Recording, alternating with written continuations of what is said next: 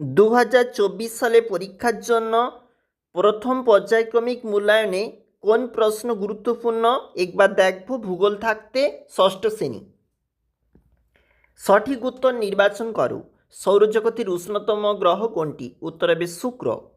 পৃথিবীর নিরক্ষীয় ব্যাস মেরু অপেক্ষা উত্তর হবে 42 কিলোমিটার বেশি।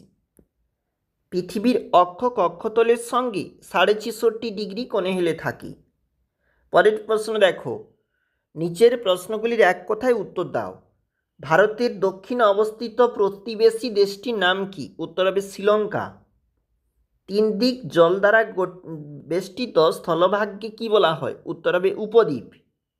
ভারতের দীর্ঘতম হিমবাহের নাম কি? উত্তর হবে সিয়াচেন। নেক্সট প্রশ্ন দেখো, যেগুলা 2 নম্বরের জন্য গুরুত্বপূর্ণ। ভারতের অক্ষাংশ দ্রাঘিমাংশ রেখাগত অবস্থানটি লেখো। ভারতের চারদিকে কি কি আছে? পরের প্রশ্ন দেখো, 3 নম্বরের জন্য অক্ষরেখা দ্রাঘিমা রেখার মধ্যে পার্থক্য লেখো। গুরুত্বপূর্ণ অক্ষরেখাগুলির পরিচয় দাও। অবশ্যই দেখবে।